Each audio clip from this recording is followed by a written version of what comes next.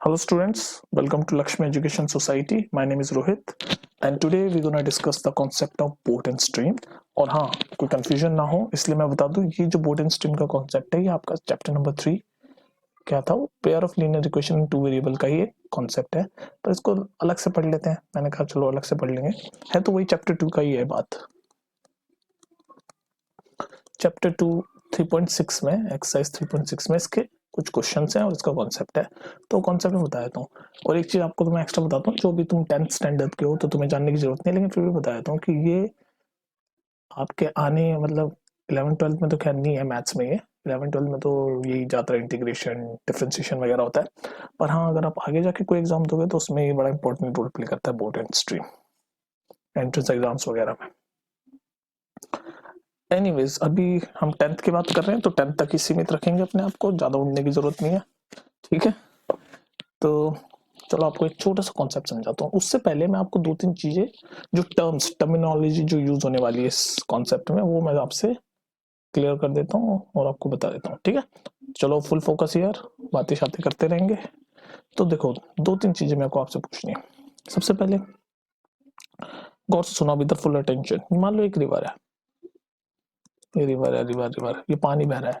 अब देखो मेरी ड्राइंग पे मत जाना, मेरी ड्राइंग एकदम एम एफ हुसैन लेवल की होती है, ठीक है। ये रिवर है मान लो एक। अच्छा, रिवर का एक बहाव होता है ना, क्या हम कहते हैं, जैसे हम नॉर्मल लैंग्वेज में यूज करते हैं कि पानी का बहाव किस तरफ है ना।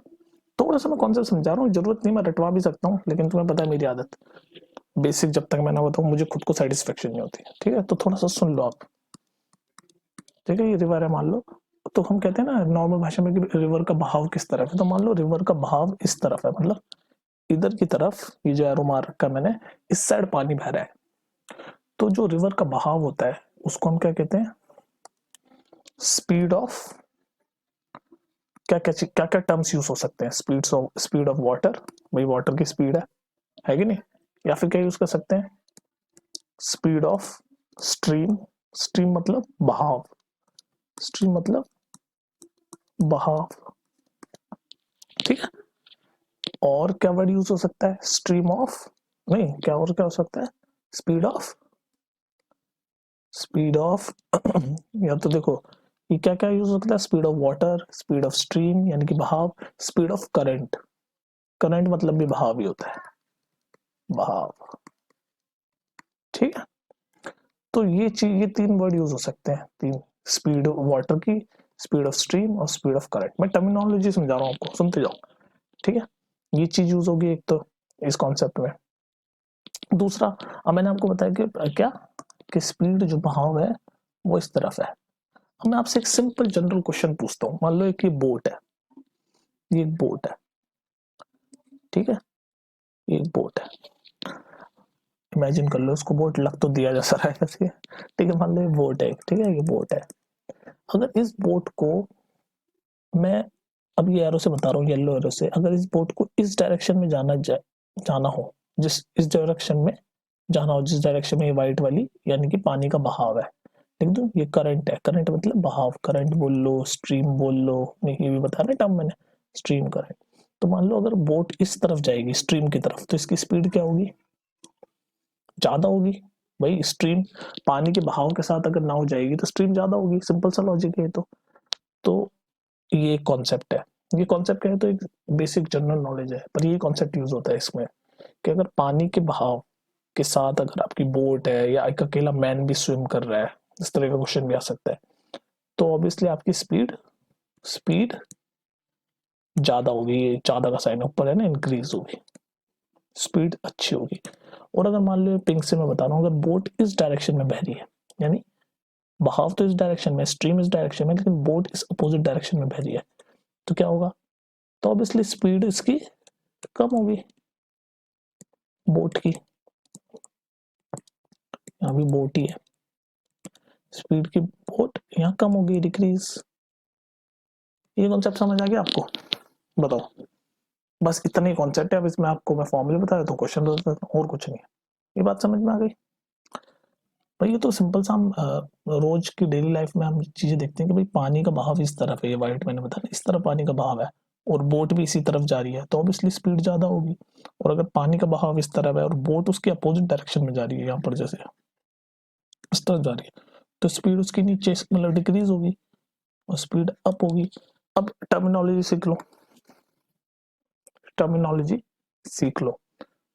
अगर और से सुनो, अगर बोट है या कोई इंसान है, अगर बहाव के साथ जा रहा है, मतलब जिधर करंट या स्ट्रीम या बहाव, तीनों एक ही वर्ड है, हिंदी में भी लिख देता हूँ बहाव, करंट स्ट्रीम या बहाव एक ही वर्ड है। अगर बोट उसी डायरेक्शन में जा रही है जिस डायरेक्शन में करंट या स्ट्रीम है, तो उसको हम क्या बोलते हैं? अपस्ट्रीम।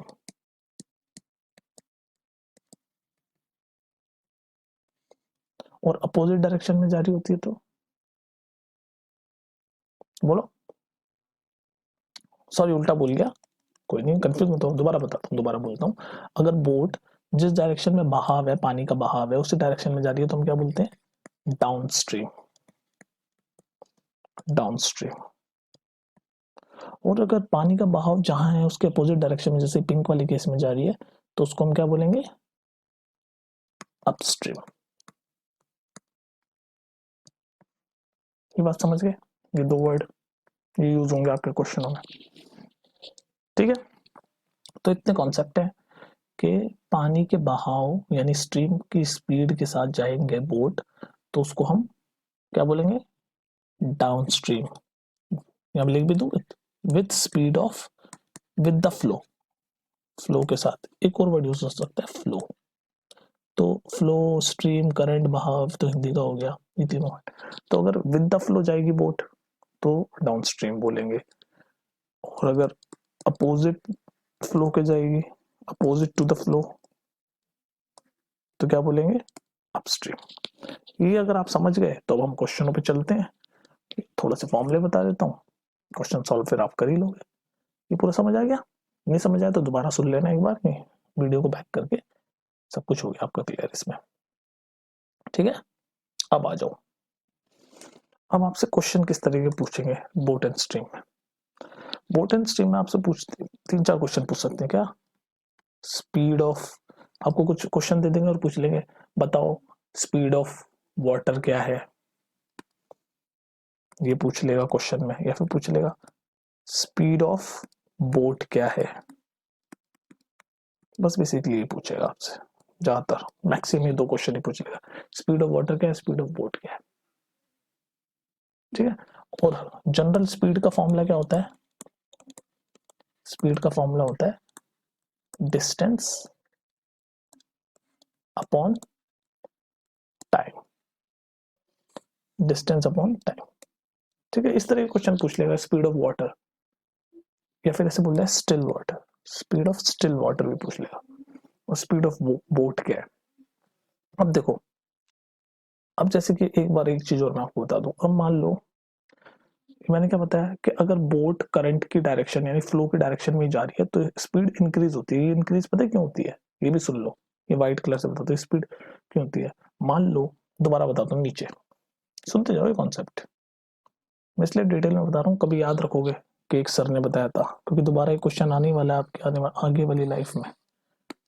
मान लो ये बहाव है, ये रिवर है, इसका बहाव इस डायरेक्शन में, स्ट्रीम का, स्ट्रीम बोल लो, करंट बोल लो, फ्लो ऑफ वाटर बोल लो, ठीक है, इस डायरेक्शन में।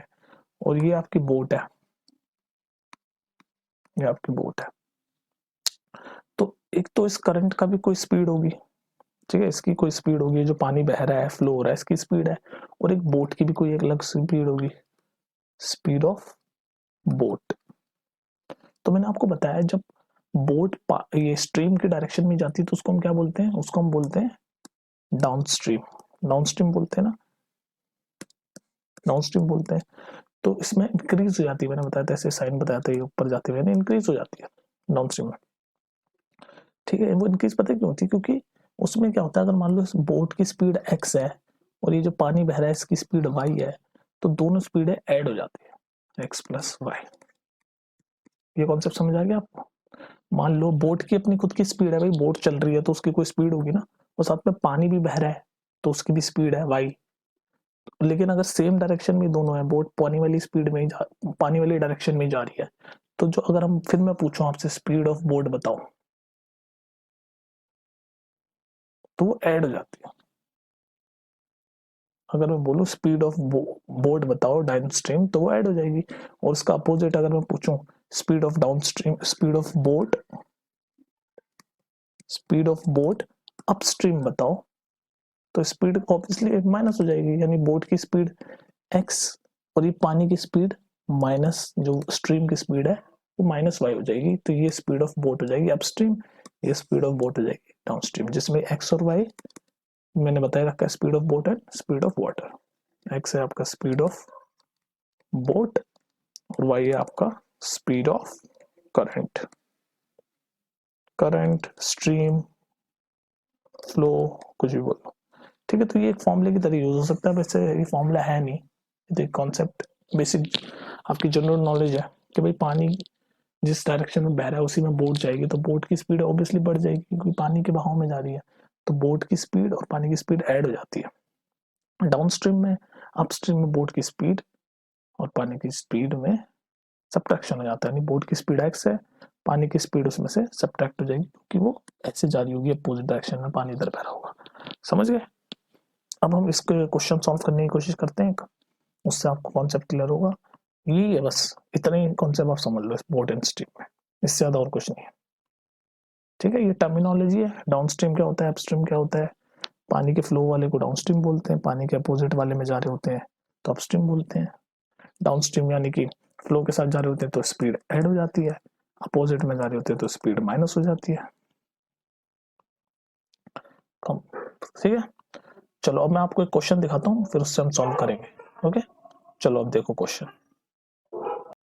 ठीक है, चलो एक क्वेश्चन करने से पहले मैं आपको एक फॉर्मूला और बता देता हूँ ना, वो वैसे तो लीनियर इक्वेशन बना के आप क्वेश्चन पढ़ के कर सकते हो, लेकिन एक फॉर्मूला है वो मैं आपको डायरेक्ट बताता हूँ। देखो सुन लो उसको, आपको याद करने में आसानी होगी, वरना मैं लीनियर इक्वेशन के प्रोसेस से, चैप्टर मत बोलना लीनियर इक्वेशन है तो इक्वेशन तो बनेगी, फिर सॉल्व करेंगे एक्स और वाई के लिए, लेकिन एक ऐसा फॉर्मूला बताता हूँ जिससे आप बहुत जल्दी स्पीड से कर सकते हो। वो देखो, मैंने आपको ये बताया ना, ये स्पीड ऑफ वाटर पूछ लेगा, स्टिल वाटर, या स्पीड ऑफ बोट पूछ लेगा।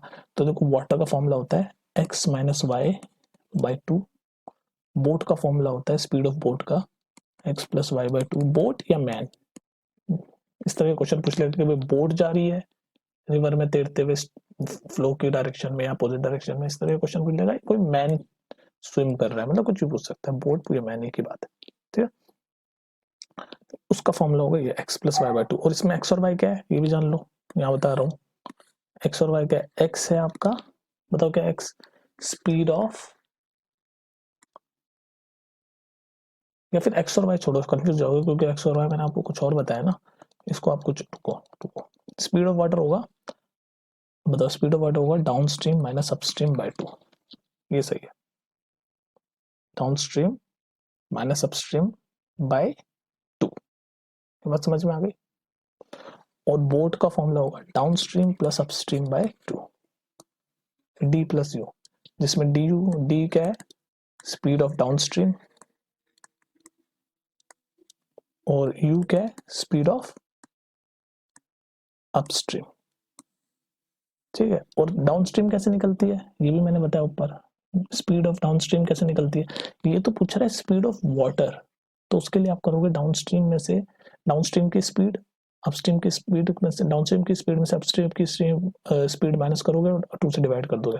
अगर स्पीड ऑफ बोट पूछेगा तो डाउन डाउन स्ट्रीम की स्पीड में से अपस्ट्रीम की स्पीड ऐड करोगे, उसको टू से डिवाइड करोगे। लेकिन अगर पूछ लिया स्पीड ऑफ डाउन स्ट्रीम क्या है, डाउनस्ट्रीम की स्पीड कैसे निकालोगे, तो ये तो ऊपर बताया ना, डाउनस्ट्रीम की स्पीड कैसे निकलती है, बोट की स्पीड प्लस वाटर की स्पीड, एक्स प्लस वाई, यही तो था, बोट की स्पीड प्लस वाटर की स्पीड। और अपस्ट्रीम की कैसे निकलती है, बोट की स्पीड माइनस ये जो बहाव है उसकी स्पीड। तो ये चीजें याद रखनी पड़ेगी आपको, ये डायरेक्ट एक्चुअली ये ना, ये डायरेक्ट फॉर्मूला है, इंपॉर्टेंट है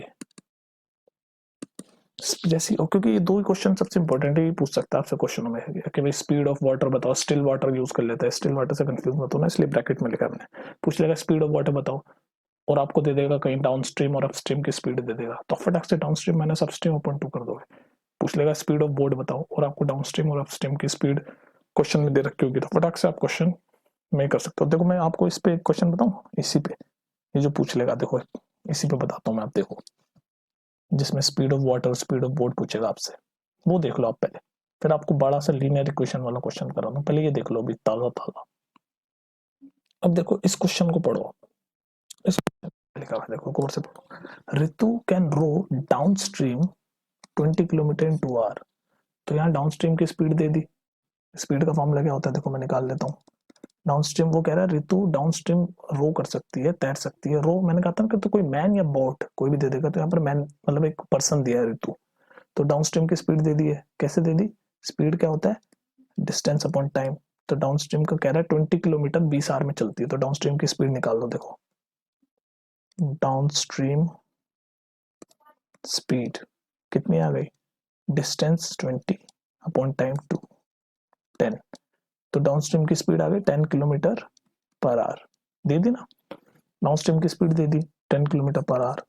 आगे पढ़ो, and upstream is 4 kilometre in 2 hour. Upstream की स्पीड भी दे दी, देखो upstream speed is equal to, ये स्पीड दे दी कि 4 किलोमीटर 2 आवर में चलती है, तो स्पीड हम निकाल सकते हैं, डिस्टेंस यानी 4 अपॉन टाइम 2, 2 से 2 गया यानी 2 किलोमीटर पर आवर। तो हमें इस क्वेश्चन में क्या क्या दे रखा है, डाउन स्ट्रीम की स्पीड दे रखी है, अपस्ट्रीम की स्पीड दे रखी है, और पूछ क्या रहा है, फाइंड हर स्पीड, हर मतलब वो उसकी स्पीड या बोट की स्पीड भी पूछ सकता है किसी क्वेश्चन में। इसमें मैन की पूछी, एक ही बात होती है, मैं बता चुका हूँ ऊपर। पूछ रहा है उसकी स्पीड यानी बोट की स्पीड पूछ रहा है इन स्टिल वाटर, और करंट की स्पीड पूछ रहा है यानी कि वाटर की, करंट मतलब वाटर, बहाव। तो मैंने क्या बताया, बोट की स्पीड या मैन की स्पीड और करंट की स्पीड का डायरेक्ट फॉर्मूला क्या बताया मैंने, अभी अभी बताया मैंने, देखो ये बताया ना, वाटर की स्पीड या करंट की स्पीड का formula D minus you by two, boat की स्पीड या मैन, कोई भी हो बोट या man, D plus you by two, यही लगाऊंगा। देखो मैं आपके सामने तुरंत आ जाएगा, कोई क्वेश्चन भी नहीं बनाई हमने। D minus you by two पानी के लिए या स्ट्रीम के लिए, बोट या मैन के लिए D plus you by two. अब देखो निकालते हैं, तो पहले हम निकाल लेते हैं पानी की, ये स्पीड ऑफ करंट, उसके बाद हर उसकी हर यानी मैन या पर्सन की स्पीड निकालें। तो करंट की हम निकालेंगे स्पीड ऑफ करंट या वाटर, क्या फॉर्मूला बताया मैंने, स्पीड ऑफ करंट का D minus you by two, D minus you by two. तो डी कितना हमारी स्पीड निकले 10, यू की -2 अपॉन 2, तो क्या आएगा 10 माइनस 2 8 बाई 2, आ गया 4 किलोमीटर पर आवर, यही आंसर है। इसका तो निकाल दिया हमने वाटर का स्पीड ऑफ करंट। अब इसकी निकाल लो मैन की, या इसमें हर है वुमेन की, वुमेन की वो क्या है, D plus U, speed of Ritu या बोट या मैन है, मतलब यहाँ पर्सन है, तो D plus you by two, you by two. तो डी कितना आपने निकाला है 10, यू कितना निकाला है 2, 2 बाई टू यानी 12 बाई टू यानी कि 6 किलोमीटर पर आवर, ये आंसर है। हो गया ना सॉल्व, ये पूछा है उस क्वेश्चन में, स्पीड ऑफ वाटर करंट, इसको वाटर भी बोल सकते हैं, करंट भी बोल सकते हैं, स्ट्रीम भी बोल सकते हैं, ध्यान रखना। और इसमें स्पीड ऑफ ऋतु पूछ ली, कई बार बोट पूछ लेगा, तो ये डायरेक्ट, ये एक आपका बहुत ही डायरेक्ट फॉर्मूला है, इसमें आपको इक्वेशन नहीं बनानी पड़ेगी, ये याद कर लो, ठीक है। डाउन स्ट्रीम की स्पीड उसने क्वेश्चन में दे रखी थी, आपने तो सिर्फ ये फॉर्मूला डाला है स्पीड निकालने के लिए, उसने किलोमीटर भी दे रखे हैं, टाइम भी दे रखा है, तो भाई स्पीड तो निकाल ही लोगे, speed is equal to distance upon time 20 upon 2, हो गया ना। तो इसी तरह के क्वेश्चन आएंगे बोर्ड एंड स्ट्रीम में, और कुछ नहीं आएगा आपका। अब एक आपको मैं क्या एक लॉन्ग सा क्वेश्चन दिखा देता हूँ, जिसमें आपको इक्वेशन बनानी है, ठीक है, दिखाऊं, चलो दिखाता हूँ आपको, एक सेकंड। अब जैसे इस क्वेश्चन को देखो आप, ये क्वेश्चन दिखने में हो सकता है आपको बड़ा सा लग रहा हो और थोड़ा कंफ्यूजिंग सा लग रहा हो, लेकिन अगर आपको कॉन्सेप्ट आपके क्लियर है, तो ये क्वेश्चन में आपको ज़्यादा टाइम नहीं लगने वाला। मतलब बस पता है, जब भी कोई बड़ा क्वेश्चन है ना, तो उसको ये मत सोचो को बड़ा है, बस करते जाओ करते जाओ, जो जो कॉन्सेप्ट आपके सामने याद किए हैं बस वो लगाते जाओ, कुछ नया कुछ नहीं होता, ठीक है। अब देखो मैं करके दिखाता हूँ आपको कैसे, मैं आराम आराम से पढ़ूंगा, जब भी मैं क्वेश्चन सॉल्व करूँ ना, सिर्फ क्वेश्चन मत देखते रहा करो, देखा करो मैं सोचता कैसे हूं, इसलिए तो इतना बोलता हूँ मैं सॉल्व करते समय, ताकि आप सोचो, जो जो मैं सोच रहा होता हूँ मैं बोलता हूँ, तो आप भी वो वैसे देखो कि कैसे सोच रहे हैं सर, फिर उस हिसाब से आप क्वेश्चन सॉल्व करो, समझ रहे हो। अब देखो मैं पढ़ रहा हूँ question. A boat goes 30 kilometre upstream and 44 kilometre downstream in 10 hours. मतलब 30 किलोमीटर अपस्ट्रीम जा रही है, 44 किलोमीटर डाउनस्ट्रीम जा रही है, टोटल 10 घंटे लग रहे हैं। अपस्ट्रीम मतलब ऐसे पानी के बहाव के अपोजिट में, और एक बार 44 किलोमीटर पानी के बहाव के साथ, डाउनस्ट्रीम मतलब पानी के बहाव के साथ जा रही है, तो 10 घंटे लग रहे हैं। उसके बाद दूसरी कंडीशन में 13 घंटे लग रहे हैं अगर 40 किलोमीटर अपस्ट्रीम जा रही है और 55 किलोमीटर डाउनस्ट्रीम जा रही है। तो पूछ क्या रहा है, देखो पूछ क्या रहा है, मैंने जो आपको बताया था वही पूछता है बस हर क्वेश्चन में, क्या स्पीड ऑफ स्ट्रीम या स्पीड ऑफ वाटर और speed of boat. Speed of stream, ये नंबर 1 स्पीड ऑफ स्ट्रीम, ये पहली चीज पूछी, दूसरी स्पीड ऑफ बोट, ये दो चीज पूछता है। देखो इस क्वेश्चन में भी तो ये था, speed of current, speed of boat, current बोल लो या स्ट्रीम बोल लो, फ्लो बोल लो, ये पूछता है। और स्पीड ऑफ बोट, या फिर इस केस में मैन या पर्सन, ऋतु है, फिर बोट, इन दोनों में से ये कोई पूछता है। और फॉर्मूला क्या बताया था मैंने आपको इसका, downstream minus upstream by 2, downstream plus upstream by 2, और डायरेक्ट निकलता है। अब देखो ये जो फॉर्मूला है डाउनस्ट्रीम वाला, ये याद कर लेना। स्पीड ऑफ स्ट्रीम के लिए downstream minus upstream by 2, speed of boat या man downstream plus upstream by 2। अब देखो इस क्वेश्चन में भी यही पूछ रहा है, स्पीड ऑफ स्ट्रीम, तो क्या लगेगा इसका, क्या इसका आंसर कैसे आएगा, हमें ये तो निकालना है स्पीड ऑफ स्ट्रीम। उसका फॉर्मूला क्या बताया मैंने, downstream minus upstream by 2, speed है तो किलोमीटर पर आवर। दूसरा क्या पूछा है, speed of boat, speed of boat पूछा है, उसका फॉर्मूला क्या बताया मैंने आपको, downstream plus upstream by 2 kilometre per hour की स्पीड है। ये दोनों चीजें पूछी है, फॉर्मूला भी हमें पता है, ये formula downstream minus upstream, downstream plus upstream. तो अगर हमें इस क्वेश्चन में डाउनस्ट्रीम और अपस्ट्रीम मिल जाए, तो हम ये जो पूछा है 1 मिनट में निकाल देंगे। डाउनस्ट्रीम और अपस्ट्रीम, डाउनस्ट्रीम यानी डाउनस्ट्रीम की स्पीड पता चल जाए और अपस्ट्रीम की स्पीड पता चल जाए। जैसे गौर से सुनते जाओ, जैसे इस क्वेश्चन में तो हमें पता चल गई थी, दे रखी थी क्वेश्चन में, डाउनस्ट्रीम की स्पीड है 20 किलोमीटर 2 घंटे, तो स्पीड निकाल ली थी हमने 20/2 करके, speed is equal to distance upon 2 का फॉर्मूला लगा के 20/2 किया, 10 आ गई थी। ऐसे अपस्ट्रीम की निकाली थी, वो भी दे रखी थी 4 किलोमीटर 2 आवर में, तो हमने निकाल लिया था स्पीड का फॉर्मूला लगा के डिस्टेंस अपॉन टाइम, तो आ गई थी 2 किलोमीटर पर आवर। पर इस क्वेश्चन में थोड़ा सा घुमा के दे रखा है, तो इसमें इक्वेशन बनेगी, इसलिए लेंथी हो जाता है। वैसे मोस्ट प्रोबेबली इस तरह का क्वेश्चन आने के ज्यादा चांस है, ये वाला आसान वाला, इजी वाला है ना, इजी वाला है, इसमें डायरेक्ट आपने वो लगा दिया फॉर्मूला, डाउनस्ट्रीम की स्पीड निकालने में ज्यादा प्रॉब्लम नहीं है, फटाक से फॉर्मूला लगा दिया डिस्टेंस अपॉन टाइम का, ठीक है। इसमें इक्वेशन देखो कैसे बनाएंगे, तो हमें पता कर, किसी तरह हमें ये पता चल जाए बस डाउनस्ट्रीम और अपस्ट्रीम, तो हम स्पीड ऑफ स्ट्रीम भी निकाल लेंगे, स्पीड ऑफ बोट भी निकाल लेंगे, क्योंकि हमें रोहित सर ने फॉर्मूला बता रखा है, डाउनस्ट्रीम माने upstream by 2, downstream plus upstream by 2। तो देखो मैं कैसे इक्वेशन बना रहा हूँ, वही लीनियर इक्वेशन बनेगी, डोंट फॉरगेट के चैप्टर तो लीनियर इक्वेशन है, तो जैसे हम हमेशा से इक्वेशन बनाते हैं सिंपली वैसे ही बनाएंगे। अब ये सब भूल जाओ, अपस्ट्रीम डाउनस्ट्रीम। तो क्वेश्चन कह रहा है, स्पीड का फॉर्मूला और लिख देता हूँ, स्पीड का फॉर्मूला क्या होता है, डिस्टेंस अपॉन टाइम, ठीक है, सबको याद ही होगा, नहीं हो गया तो मैंने लिख दिया। अब देखो मैं इक्वेशन बनाने चला हूँ, वो इक्वेशन जिससे कि हमें डी और यू यानी डाउनस्ट्रीम अपस्ट्रीम निकलेंगे, फिर हम इसमें वैल्यू पुट कर देंगे, तो हमारा जो क्वेश्चन पूछा वो हम निकाल देंगे। अब देखो ये कह रहा है, एक बोट 30 किलोमीटर अपस्ट्रीम जाती है, 44 किलोमीटर डाउनस्ट्रीम जाती है, टोटल टाइम लेती है 10 घंटे, तो टोटल टाइम 10 घंटे हो रही है। तो अगर मैं इसमें क्या किलोमीटर दे रखा है अपस्ट्रीम का, तो हम टाइम की रेस्पेक्ट में बात करेंगे, तो टाइम का फॉर्मूला क्या हो जाता है, speed is equal to distance upon time है, तो टाइम क्या हो जाता है, डिस्टेंस अपॉन स्पीड। ये बात समझ आ रही है, यहीं से ही टाइम का निकाल लिया ना। तो टाइम इक्वेशन बनाने के लिए टाइम के रेस्पेक्ट में बात करेंगे, क्योंकि टोटल जो इज इक्वल टू है वो टाइम में आ रहा है 10 आवर, ठीक है। तो अपस्ट्रीम की पहले टाइम निकालेंगे, तो अपस्ट्रीम किलोमीटर कितना दे रखा है ये टाइम के फॉर्मूले में, डिस्टेंस कितना है 30 किलोमीटर, तो 30 स्पीड, अपस्ट्रीम की स्पीड वही तो पता करनी है हमें, तो हम उसको यू ही लिख देते हैं, ये यू। उसके बाद प्लस 40 किलोमीटर, टाइम के रेस्पेक्ट में निकाल रहे हैं, डिस्टेंस हो गया 40, स्पीड डाउनस्ट्रीम वही तो निकालनी है, तो ये, और ये टोटल टाइम है 10। ये क्वेश्चन बन गई फर्स्ट। अब बताओ ये क्वेश्चन में किसी को दिक्कत है जो मैंने बताई, बताओ सोचो इसमें। Speed is equal to distance upon time होता है ना, तो time is equal to distance upon speed हो जाता है, नहीं हो जाता? बस वही तो लगाया यहाँ पर।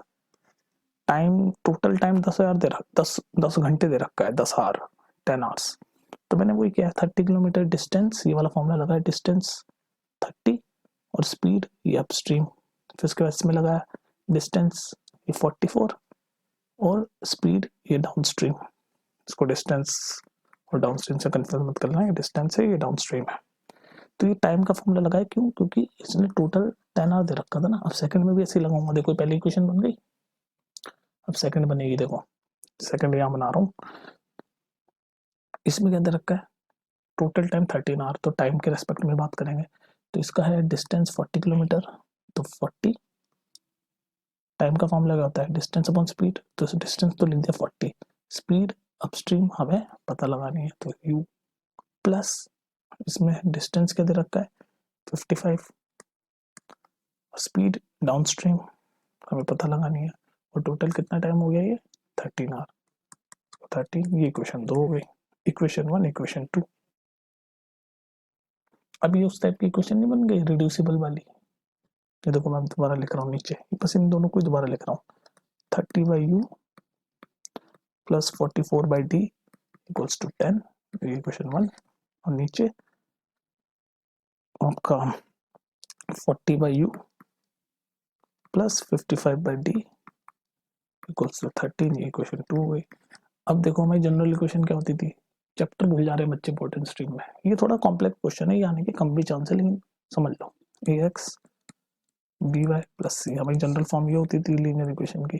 पर ये तो अपॉन में x है, ये जो वेरिएबल है u और d ये अपॉन में। जब हम ऐसा होता था, तो जब हम लीनियर इक्वेशन बनाते थे तो हम क्या करते थे, कोई दूसरा वेरिएबल ले लेते थे, तो हम यहाँ पर 1/u को p ले लेते हैं, सिमिलरली यहाँ पर 1/d को q ले लेते हैं, कोई दिक्कत तो नहीं है। उसके बाद हमारी इस वाली फॉर्म में आ जाएगी, देखो येलो से लिख रहा हूँ मैं इसको, ये वैल्यू पुट कर रहा हूँ 1/u इक्वल टू p, तो 30p plus 44 1/d equal to q, q equals to 10। Similarly नीचे भी 40p plus 55q equals to 13। अब देखो, अब ये जो बॉक्स में जो मैं बना रहा हूँ ये अपनी जनरल फॉर्म में आ गई, ये फर्स्ट मान लो, इसको सेकंड मान लो। अब इसको p और q के लिए सॉल्व करके यहाँ से कंपेयर करोगे तो u और d आ जाएगा, और एक बार u और d आ गया तो हम अपने जो क्वेश्चन में पूछा है वो फॉर्मूला लगा देंगे, d माइनस u और d प्लस u/2, बस यही है। अब इस इक्वेशन को आप कैसे मर्जी सॉल्व कर लो, यहाँ पर ये बहुत बड़ा सा है तो एलिमिनेशन से भी नहीं होगा, क्योंकि फिर मल्टीप्लाई करना पड़ेगा। तो मैं रिकमेंड करता हूँ इसको क्रॉस मल्टीप्लिकेशन से आप सॉल्व कर लो, क्रॉस मल्टीप्लिकेशन प्रोसेस याद है आपको, क्रॉस मल्टीप्लिकेशन प्रोसेस, उससे सॉल्व कर लो। मैं डायरेक्ट आपको बता रहा हूँ क्या आएगा आंसर जब आप सॉल्व कर लोगे, तो जब आप सॉल्व कर लोगे तो डायरेक्ट आंसर आएगा इसका, वो बता देता हूँ मैं आपको। u की वैल्यू आ जाएगी आपकी, जैसे करके ही दिखाऊं, चलो करके दिखा देता हूँ आपको। p q जो मैं कर रहा हूँ क्रॉस मल्टी, चलो रिवाइज भी हो जाएगा इसी बहाने आपका क्रॉस मल्टीप्लिकेशन। तो इस पे मैं क्रॉस मल्टीप्लिकेशन लगा रहा हूँ, तो क्रॉस मल्टीप्लिकेशन में सबसे पहले हम क्या करते थे, राइट हैंड साइड पे 0 कर देते हैं, 30p plus 44q minus 10 equals to 0, 40p plus 55q minus 13 equals to 0।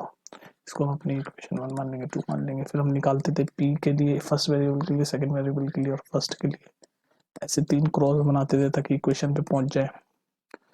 इस हिसाब से हमारे a1 a2 b1 b2 निकालते थे। a1 आ रहा है 30, b1 आ रहा है 44, c1 आ रहा है माइनस 10, यहाँ से आ रहा है a2 40, b2। ये समझ रहे हो ना कितना लेंथी क्वेश्चन, तो इसलिए आने के कम चांस बोल रहा हूँ मैं इसके। कर कुछ नहीं रहे हम, जो हमने सीखा वही कर रहे हैं, उससे बाहर कहीं कुछ नहीं जा रहे। ठीक है, और यहाँ हम लिखते थे B1 B2 C1 C2 A1 A2, इसको याद करने का तरीका बताया था मैंने आपको, B कैप। फिर बस सॉल्व करते थे हम अलग अलग PQ1 के लिए, तो P के लिए हो जाता था ये B1 C2 minus B2 C1, ये होता था ना, याद है कि नहीं है। Q के लिए होता था C1 A2 minus C2 A1, और लास्ट में 1 के लिए होता था A1 B2 minus A2 B1। अब ये वैल्यू पुट कर लो, इसमें वैल्यू पुट कर लो भाई। तो P की value B1 C2 B1 44 C2 minus 13, तो 44 माइनस 13 और बीच में माइनस B2 C1 55 और माइनस 10। ठीक है, सिमिलरली Q में भी पुट कर रहा हूँ मैं, डायरेक्ट कर देता हूँ, आपका टाइम बचा देता हूँ मैं। ठीक है, तो हो जाएगा 40 माइनस 10 माइनस 30, जल्दी से पुट कर रहा हूँ बस, टी फॉर्मूले में A1 A2 और कुछ नहीं करना मैं, कंफ्यूज होने वाली बात नहीं है। 30 55 माइनस 44 40 A2 B1 44 40, इसको सॉल्व कर दो।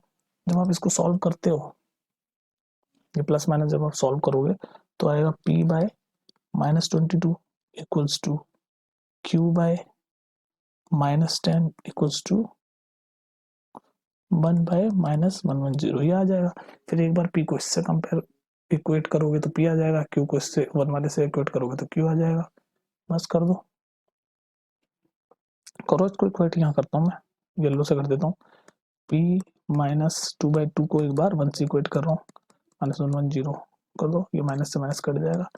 P की वैल्यू क्या आएगी 22/110, ये 2 टाइम्स जाएगा, ये 10 टाइम्स जाएगा, 1/5 आ जाएगा। तो P की वैल्यू 1/5 आ जाएगी।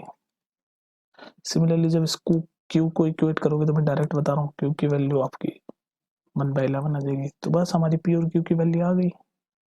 अब हमारी जब P और Q की वैल्यू आ गई तो ऊपर चलो, हमने P और Q किसको माना था 1/U और 1/2 को, D को। तो P की वैल्यू हमारी क्या है 1/5, तो U 1/U is equal to 1/5, यानी U की वैल्यू हमारी 5 आ गई। सिमिलरली इसको इक्वेट कर लो, 1/D is equal to Q की वैल्यू हमने क्या निकाली, नीचे देख लो जल्दी से, Q की वैल्यू निकाली 1/11, तो Q हमने D को माना था 1/11, तो यहाँ से D की वैल्यू भी आ गई 11। तो U और D की वैल्यू हमें मिल गई, U5 D11। अब हमें कोई नहीं रोक सकता फॉर्मूला निकालने से, यहाँ पुट कर दो। तो स्पीड ऑफ बोट क्या आ जाएगी, D और U की वैल्यू मिल गई ना हमें यार, ये D की वैल्यू 11, U की वैल्यू 5, बस इसी में तो पुट करना है। U की वैल्यू 5, D की वैल्यू 11 हमने नीचे निकाल दी। अब इसमें पुट कर दो, और ये जो इसने पूछा है जो स्पीड ऑफ बोट, इसके फॉर्मूले में आ जाएगा, कर लो। पहले इसमें पुट करो 11, दूसरे कलर से करता हूँ, ब्लू से करता हूँ। 11 माइनस 5/2 यानी कि 11 माइनस 5 कितना था 6, 6/2 3 किलोमीटर पर आवर, तो इसका आंसर हो गया 3। स्पीड ऑफ बोट 11 प्लस 5/2 यानी 16/2 यानी कि 8, तो इसका आंसर हो गया 8 kilometre per our, 3 kilometre per our और 8 किलोमीटर पर आवर, यही आंसर है।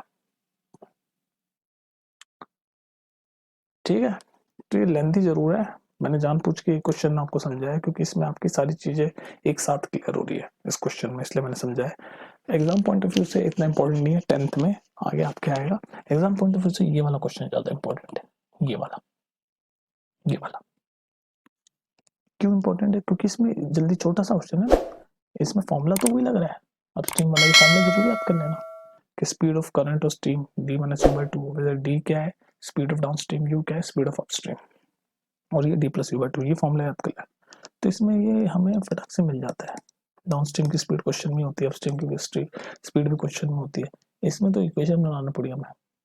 तो मैंने जानबूझ के लिया ताकि आपका लास्ट में ये बोर्ड का कॉन्सेप्ट भी क्लियर हो जाए और साथ में इक्वेशन सॉल्विंग का कॉन्सेप्ट भी क्लियर हो गया, क्रॉस मल्टीप्लिकेशन का। तो एक तीर से दो निशान। ठीक है, ये वीडियो अगर कॉम्प्लिकेटेड लगे तो इसको 2-3 बार देख लेना, मैं यही रिकमेंड करूंगा। 2-3 बार देखोगे समझ आ जाएगा। ठीक है, अब हम मिलते हैं नेक्स्ट वीडियो में। थोड़े से 2-3 क्वेश्चन करवाने हैं आपको, बस बोर्ड टाइप हो या पूरे मिसलिनियस बोल लो, वो 3.6 के क्वेश्चन है, वो करवा देता हूँ, उसके बाद ये चैप्टर खत्म है। ठीक है, मिलते हैं फिर नेक्स्ट वीडियो में। बाय।